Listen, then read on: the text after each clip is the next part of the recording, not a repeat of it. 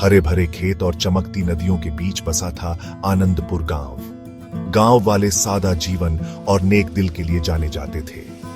उनमें से एक था रामू नाम का एक जवान लड़का, जो अपनी ईमानदारी और मेहनत के लिए जाना जाता था।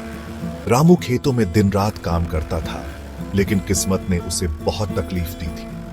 कई मौसमों से उसकी फसल बर्बाद हो गई थी और वो मुश्किल से गुजारा कर पाता था। फिर भी रामू हमेशा खुश रहता था। उसने कभी किसी जरूरतमंद को नहीं टाला, अपना थोड़ा सा खाना बांटता था और जब भी हो सकता था मदद का हाथ बढ़ाता था।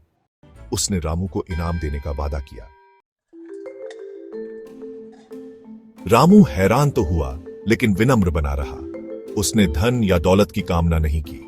उसने बस अपने गांव की खुशहाली और उनकी तकलीफों का अंत चाहा। रामू की निस्वार्थता से प्रभावित होकर अप्सरा ने उसे वरदान दिया।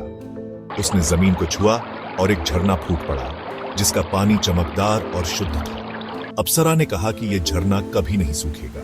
इसका पानी जमीन को सींचेगा और आने वाले सालों तक अच्छी फसल देगा। रामू बहुत खुश हुआ और अप्सरा का बहुत बहुत धन्यवाद किया। एक प्यारी सी मुस्कान के साथ अप्सरा गायब हो गई और पीछे छोड़ गई एक ऐसा आशीर्वाद जिसने आनंदपुर की किस्मत बदल दी। अप्सरा की बात सच हुई। झरने ने आनंदपुर में खुशहाली लाई।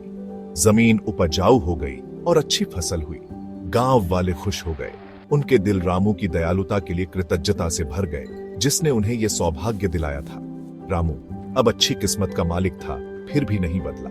वो कड़ी मेहनत करता रहा और अपनी कमाई दूसरों के साथ बांटता रहा। रामू और अप्सरा की कहानी आनंदपुर में एक किंवदंती बन गई। एक यादगार की दयालुता और निस्वार्थता ऐसे गुण हैं जो अपने साथ इनाम लाते हैं। इसने सबको सिखाया कि मुसीबतों में भी एक नेक दिल खुशी और समृद्धि का रास्ता बनाता है। सिर्फ